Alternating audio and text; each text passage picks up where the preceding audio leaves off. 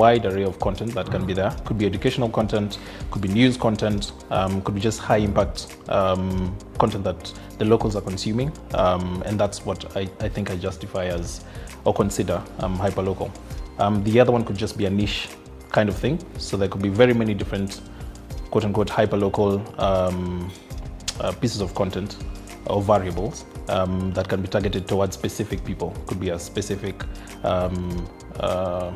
how would I say it? Subsect or sub-county within the larger city itself or the state itself. So language, I think, is a big one. Culture is a big one in terms of incorporating it into the broad array of hyperlocal content. I think hyperlocal content is not only music that's from a country, but is very region specific, very city specific, very town specific. That we are no longer operating on this is Kenyan music or this is Nairobi music. This is music from Buruburu, which is a municipality in Nairobi. It's music that is very specific to a culture of a very small space. I think if you look at the success of African music right now, where whether it's Afrobeat or Gengeton or Shrap or the different variants of whether it's Niger piano or TZ piano, it's literally the evolution of very hyper-local sounds.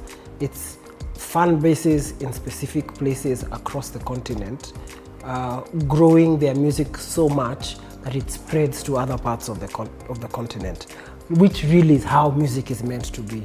You first become big at home in your space, then it spreads out. So literally, that is the success of hyperlocal music. You can see it across Africa. Hyperlocal content to me means I'm focusing on a particular target.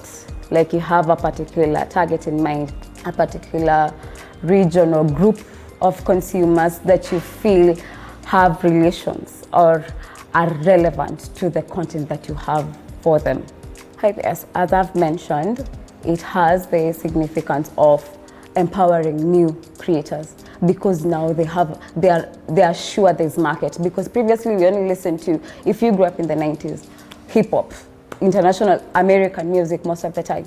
So having a company that backs up African artists, specifically Kenyan artists, who they can have a platform where they can have their music streamed, they can have their music played and also distributed and promoted, not only in Kenya but other parts of Africa, because now African content on Dundo and Tamasha content is distributed on West Africa. They're able to see our Zilizopenda, our Kapuka type of music.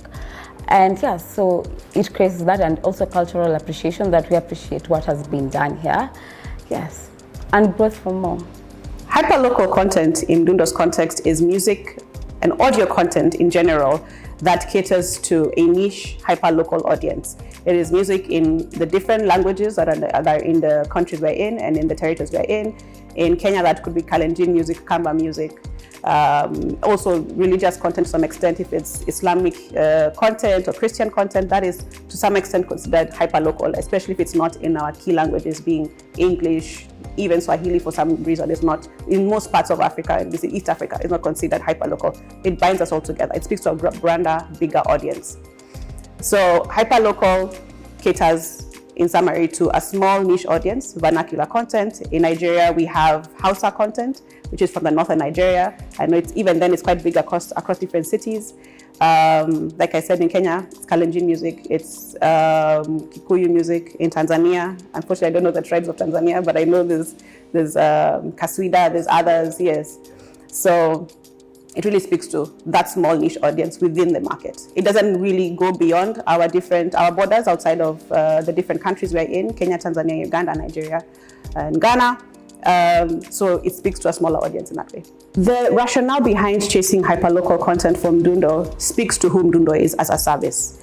Again, we exist to bring legal music and audio content to a mass market audience. Mass market audience has a wide range of audiences, people who don't often speak English, or even if they do, not at the level that they would be listening to the music that comes in English. So there's content that we're all listening to in our villages, away from the big cities, even within the big cities, but for the most part, it's away from the big cities. So if that's a person who's going to mdundo.com on a regular basis to look for their favorite artist, they probably already have also a hyperlocal artist that, in their language. Like I know the Kikuyu artists who are big in the area that my family is from. And if we're able to speak to that audience in that way, the style of content is so diverse. So if we are saying that we want to bring legal access to audio content as a service, that audio content should include hyperlocal content. So it just speaks to who we are as a service. The niche and the opportunity that Mdundo has gone for is focusing on that hyperlocal artist who is known by his squad of people. That's the first thing. Secondly, the barrier to entry being it's very affordable to someone who just wants a bunch of songs or a bunch of mixes. And then for the longest time, it was USSD, which is text-based subscription model, that allowed people to have the music actually on their device as a download. And if you compare with the other streaming platforms that are very Europe, American focused, it was a streaming model. So I think in understanding who the audience and who the customer was, which is an African who wants to own the songs. And I still think we are there. The majority of this continent is still using feature phones. So you understand why people then would want to own the music as opposed to knowing that it is somewhere in a cloud. So I think that's the niche and that's the opportunity that Mdundo has gone for, and that sets it apart, that makes it very successful in Africa.